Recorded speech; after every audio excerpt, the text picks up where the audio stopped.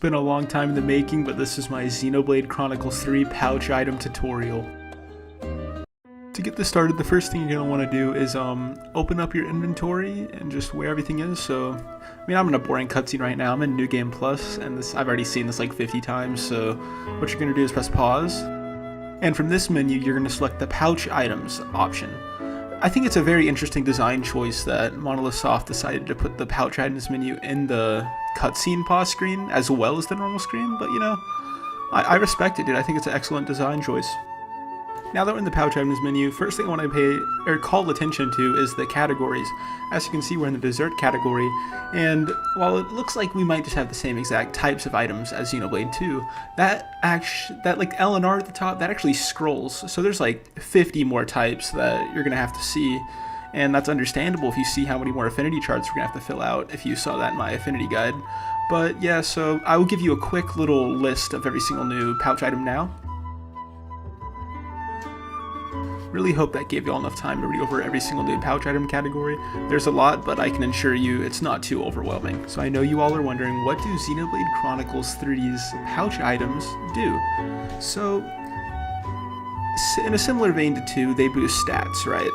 But also, they now have side effects that are good, they're good, but it's just to keep the mechanics that they added called hunger and boredom from staying on the player. We'll talk more about that in 1 second, but the last thing they do is they just increase movement speed while a pouch item is equipped, which is really nice.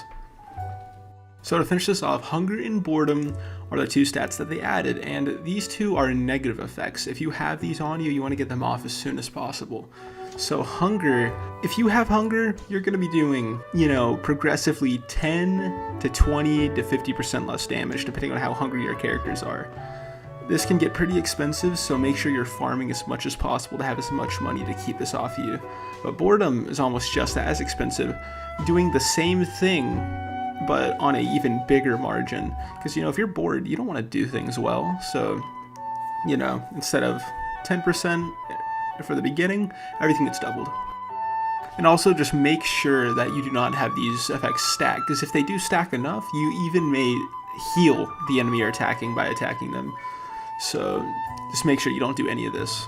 And while these mechanics do seem overwhelming, as a matter of fact, they actually do affect enemies as well.